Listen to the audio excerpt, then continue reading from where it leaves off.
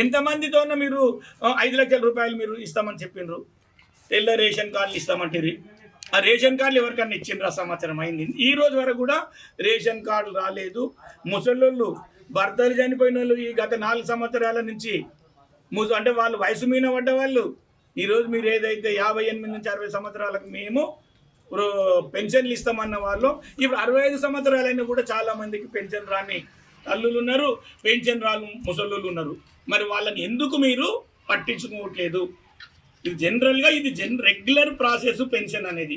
అది మీ చేతిలో పెట్టుకొని సంవత్సర కాలంగా ఈరోజు పెన్షన్లను పెంచకపోతే, లేదంటే ఎవరికైతే అర్హులు ఉన్నారో అర్హులకు పెన్షన్లు ఇవ్వకపోవడం దుర్మార్గమైన చర్యగా ఈరోజు భారతీయ జనతా పార్టీ ఖండిస్తున్నది కాంగ్రెస్ ప్రభుత్వాన్ని. మీరు ఏ పని కూడా చేయకుండా మేము చేస్తామని చెప్పేసి ప్రజల సొమ్ముని దుర్వినియోగం చేసే విధంగానే మీరు సమావేశాలు ఏర్పాటు చేస్తున్నట్లుగా అనిపిస్తున్నది. కానీ మీరు 54,000 కోట్ల రూపాయలు 21,000 కోట్ల రూపాయలు రైతాంగానికి ఇస్తామంటారు. మరి ఎందుకు ఇంకా మిగతా పైసలు ఇవ్వట్లేదు? ఇవన్నీ కూర్చొని మేము 50,000 కోట్ల రూపాయలు పెద్దగా చెప్పుకుంటున్నారు. ఇది కూడా ప్రజల సొమ్మే కదా. ఈరోజు రైతాంగానికి మొత్తం ఎందుకు ఇవ్వకపోయినరు? ఇప్పుడు మీ సొంత జేబులకు వెళ్ళి ఏమి ఇవ్వలేదు. మరి అట్లాంటిది మిగతా వాళ్ళకు కూడా 2 లక్షల రూపాయలు ఖచ్చితంగా మీరు రైతాంగానికి మీరు రుణమాఫీ చేసేంత వరకు భారతీయ జనతా పార్టీ ఊరుకోదు.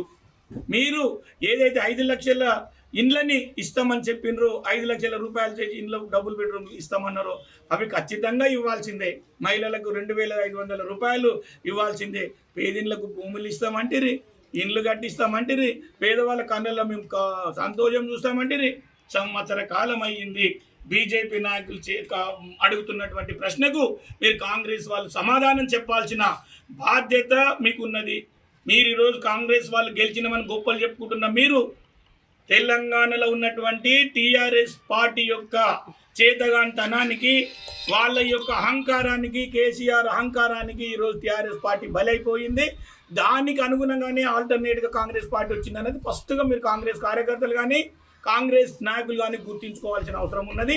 మీరు ఇలాగే చేస్తున్నారు అంటే టీఆర్ఎస్ పార్టీని మరిపించే విధంగా కాంగ్రెస్ పార్టీ కూడా పనిచేస్తున్నది. కాబట్టి రాబోయే రోజులలో ఖచ్చితంగా భారతీయ జనతా పార్టీ చేతిలో చావు దెబ్బ తినబోతున్నది కాంగ్రెస్ పార్టీ. మీకు ఎన్ని రోజులున్నా మీరు ఖచ్చితంగా మీరు రోజులు గడుపుకోవాల్సిందే. ఈరోజు లోకల్ ఎలక్షన్లు పెట్టకుండా దాదాపుగా 6 నెలలకు ఎక్కువైపోతున్న లోకల్ ఎలక్షన్లన్నీ మూతపడ్డాయి. ఈరోజు ఎక్కడ అభివృద్ధి అంతా కుంటుపడిపోతున్నది. ఈరోజు లోకల్గా సర్పంచులు లేరు, ఎంపీటీసీలు లేరు, జెడ్పీటీసీలు లేరు. ఈ వ్యవస్థనంతా పక్కన పెట్టి మీ గెలిచిన ఎమ్మెల్యేల ద్వారా మీ వారి ద్వారా చేస్తున్నటువంటి నిర్వాహకం చూస్తే ఈరోజు సామాన్య జనమంతా కూడా సిగ్గుతోన తలదించుకుంటున్నది కాంగ్రెస్ నాయకులారా. దీన్ని మీరు గ్రహించి మంచిగా పోతే సంతోషం, లేకపోతే టీఆర్ఎస్కి పట్టిన గతే మీకు పడుతుంది.